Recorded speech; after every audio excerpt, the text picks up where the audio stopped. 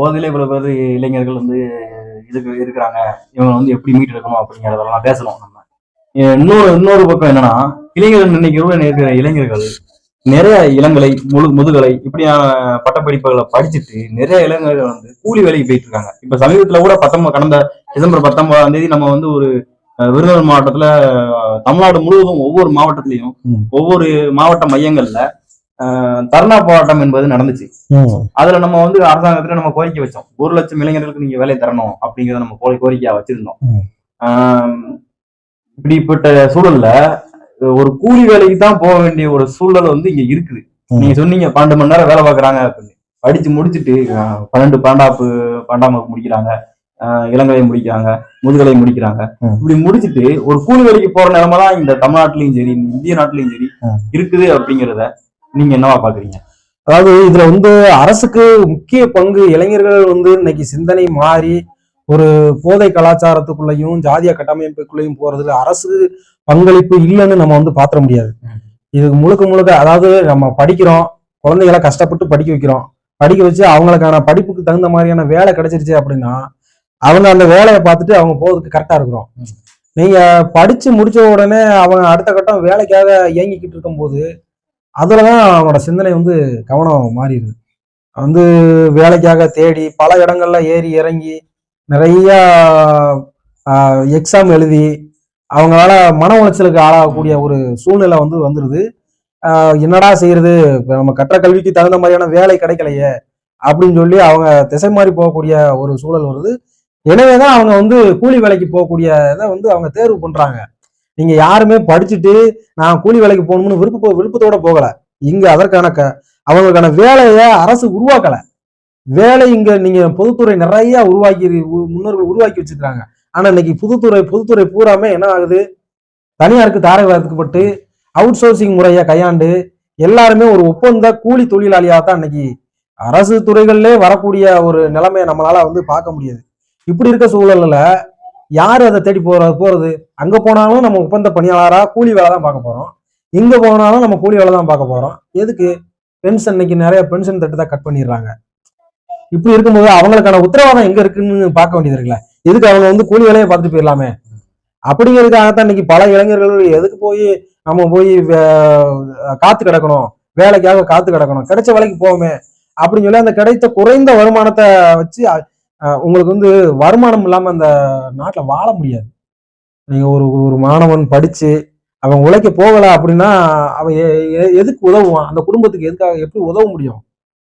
எனவே கூலி வேலைக்கு போகக்கூடிய கட்டாயம் அவனுக்கு ஏற்படுது. எப்படினாலும் நம்ம குடும்பத்தை காப்பாற்றணுங்கிற ஒரு சூழல் வந்து ஏற்படுது. இன்னைக்கு வீட்டுல ஒரு பெண் குழந்தை இருக்கு, அந்த பெண் குழந்தைக்கு இன்னைக்கு திருமணம், அரசு என்னதான் வரதட்சணை எல்லாம் தடை பண்ணி வச்சிருந்தா கூட இன்னைக்கு வரதட்சணை வாங்காம யார் திருமணம் பண்றா? அப்ப அந்த பொண்ணை வந்து திருமணம் முடிச்சு கொடுக்கக்கூடிய அந்த கடமைக்குள்ள அந்த இளைஞன் வந்து போகக்கூடிய ஒரு சூழ்நிலை வந்துருது. எனவே குறைந்த வருமானமா இருந்தாலும் சரி, நம்ம வந்து இன்னைக்கு தங்க விலைய பாத்தீங்களா? தங்க விலை வந்து இன்னைக்கு கிட்டத்தட்ட 1 பவுன் என்பது 1 லட்சத்தை நோக்கி போயிருச்சு. 1,04,000 ரூபாய் வரைக்கும் போயிருச்சு. அப்படி இருக்கும்போது எல்லாம் சேர்த்து 1,04,000 நீங்க இந்த விலைவாசியில எப்படி ஒரு பொண்ணை வந்து திருமணம் பண்ணி கொடுக்க முடியும் அப்படிங்கிறத நம்ம பார்க்க வேண்டியது. என்னதான் அரசு வந்து அவங்க வந்து சட்டம் போடுறாங்க, அதுக்கான திட்டத்தை வகுத்து கொடுக்குறாங்க, அது கரெக்டு. ஆனா அதை நடைமுறைப்படுத்துவதில் சிரமம் இருக்கு. நீங்க எத்தனை மகளிர் ஸ்டேஷன்ல போய் பாருங்க, மகளிர் காவல் நிலையத்துல நாள்தோறும் ஒரு நாளைக்கு எப்படியும் 200 பிரச்சனை வந்துருது.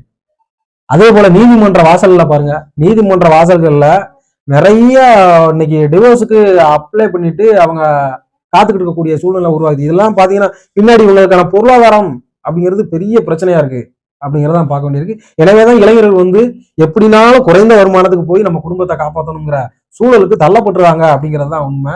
இதன் மூலியமா மன உளைச்சல சில நபர்கள் போதைக்கு கலாச்சாரத்துக்கு அடிமையாகி அதுக்கு திசை மாறி போகக்கூடிய ஒரு சூழ்நிலை ஏற்பட்டது.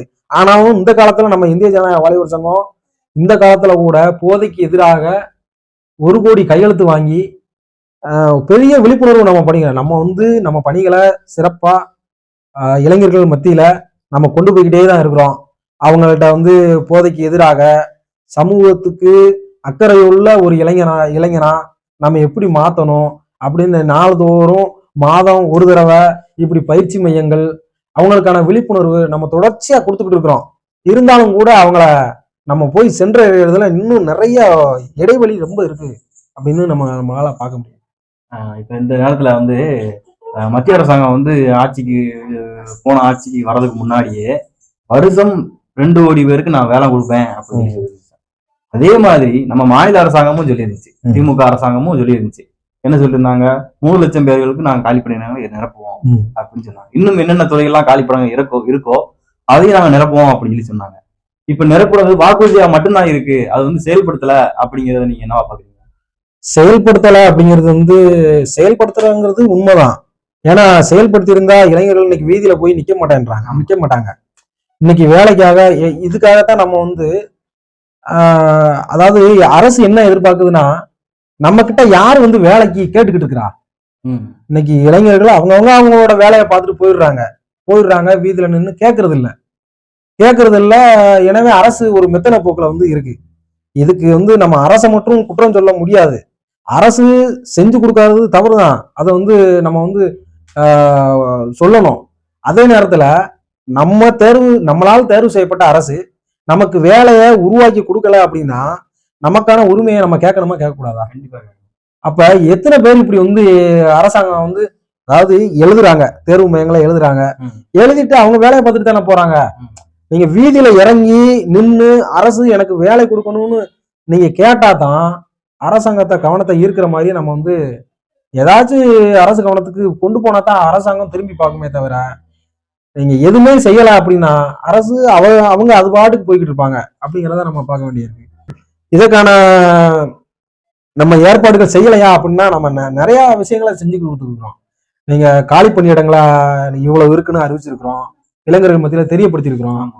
பூங்காக்கள், நூலகங்கள், படிச்ச அந்த பயிற்சி மையங்கள்ல போய் நிறைய வந்து இவ்வளவு காலி பணியிடங்கள் கிடக்கு, நீங்க கேளுங்க. எல்லா துறைகள்லயுமே காலி பணியிடங்கள் வந்து இருக்கு. ஒரு நபர் வந்து 4 நபர் வேலையை செய்யக்கூடிய பணிச்சுமை இந்த காலத்துல அதிகரிச்சிருக்கு. அவங்களும் இன்னைக்கு பணிச்சுமையில நிறைய இன்னல்களை செஞ்சுக்கிட்டு இருக்கிறாங்க அப்படிங்கிறத நம்ம வந்து பார்க்க முடியுது. ஆனா இளைஞர்கள் இன்னைக்கு 1 அவங்க இளைஞர்கள் வந்து வேலை கேட்கணும் அப்படிங்கிறத நம்ம வந்து இந்த நேரத்துல சொல்ல வேண்டியிருக்கு. மன உளைச்சலோட வந்து நாங்க விருதுநகர் மாவட்டம் முழுவதும் போய் வேலை வாய்ப்புக்கான தர்ணா போராட்டத்தோட செய்திய இந்த தமிழக அரசு தேர்தல் காலத்துக்கு முன்பாக 1 லட்சம் காலி பணியிடங்களை உடனடியா நிறைவேற்றணும் அப்படின்னு டிமாண்ட் வச்சு நம்ம வந்து இளைஞர்கள் மத்தியில போறோம். ஆனா அங்க வந்து எத்தனையோ நபர்கள் வேலை இல்லாம இருக்கக்கூடிய இந்த சூழ்நிலையில அங்க ஒரு சொற்பமான எண்ணிக்கையில கேட்கக்கூடிய நிலைமை தான் இன்னைக்கு வந்து இருக்கு. இது எப்படி அரசு கவனத்துக்கு கொண்டு போய் சேரும் அப்படிங்கறத நம்ம வேதனையோட பார்க்க வேண்டியதா இருக்கு. இன்னொன்னு என்னன்னா, ஜாதிய கட்டமைப்பு, ஜாதிய அமைப்புக்குள்ள போய் இந்த சில இளைஞர்கள் வந்து போய் சிக்கிக்கிறாங்க. ஜாதிய பெருமையை மட்டும் பேசுறாங்களே தவிர ஒரு சமூக மாற்றத்துக்கான போராட்டம் என்பது அவங்க முன்னெடுக்கிறதே இல்ல. ஜாதி பிரச்சனைகள்ல மட்டும்தான் அந்த இளைஞர்கள் வந்து உள்ள போய் சிக்கிக்கிறாங்க அப்படிங்கிற ஒரு சூழ்நிலை இங்க இருக்கு. அதை நீங்க என்னவா பாக்குறீங்க? அதாவது ஜாதி மறுப்பாளர்கள் இங்க வந்து நீங்க சொல்ற இதே நேரத்துல ஜாதி மறுக்கக்கூடிய இளைஞர்கள், ஏராளமான இளைஞர்கள் இந்த சமுதாயத்துல இருக்குதான் செய்யறாங்க. யாருமே நீங்க யாரு ஜாதி அற்றோரா யாரு இருக்கிறான்னு சொல்ல முடியுமா? நம்மளால சொல்ல முடியும். நீங்க ஜாதி கட்டமைப்புங்கிறது இங்க காலகாலமா இருக்கிறது தான். ஆனா அது வெறியா மாறும்போதுதான் இங்க உள்ள குழப்பங்கள் உருவாகுது. அந்த வெறி இருக்கக்கூடாது அப்படிங்கறதான் நம்ம வந்து சொல்றோம். ஜாதி இருக்கக்கூடாது அப்படிங்கிறது வந்து சொல்றதுதான். ஆனாலும் அதை நடைமுறைப்படுத்துறதுல நிறைய இடைவெளிகள் வந்து இருக்குது அப்படிங்கிறதான் பார்க்க வேண்டியதா இருக்கு. ஆனா இளைஞர்கள் மத்தியில எல்லாரும் இன்னைக்கு அண்ணன் தம்பியா, மாமா மச்சானா பழகக்கூடிய ஒரு சூழ்நிலைய நம்ம நிறைய இடங்கள்ல வந்து பாக்குறோம். எனவே மாணவர்கள் மத்தியிலையும் இளைஞர்கள் மத்தியிலையும் நிறைய ஜாதி மறுப்பாளர்கள், ஜாதி வேண்டாம் மனிதன் தான் வேணும்னு விரும்பக்கூடிய தமிழ்நாட்டுல ஏராளமான இளைஞர்கள் இருக்கிறாங்க. ஆனா ஜாதி கட்டமைப்புகளை மட்டும் அவங்க மாட்டிக்கிட்டாங்க அப்படின்னு நம்ம சொல்ல முடியாது. அது சில தோழர்கள் அப்படி இருக்கிறாங்க, சில நண்பர்கள் அப்படி இருக்கிறாங்க. இந்திய ஜனநாயக சங்கத்துடைய விருதுநகர் மாவட்ட செயலாளர் பரமேஸ்வரன் அவர்கள் நம்முடன் அவருடைய கருத்தை நம்மோடு பகிர்ந்து கொண்டதற்கு அவருக்கு நன்றியை கூறி இத்துடன் இந்த நேர்காணல் நிறைவடைகிறது என்பதை தெரிவிக்கிறேன். நன்றி.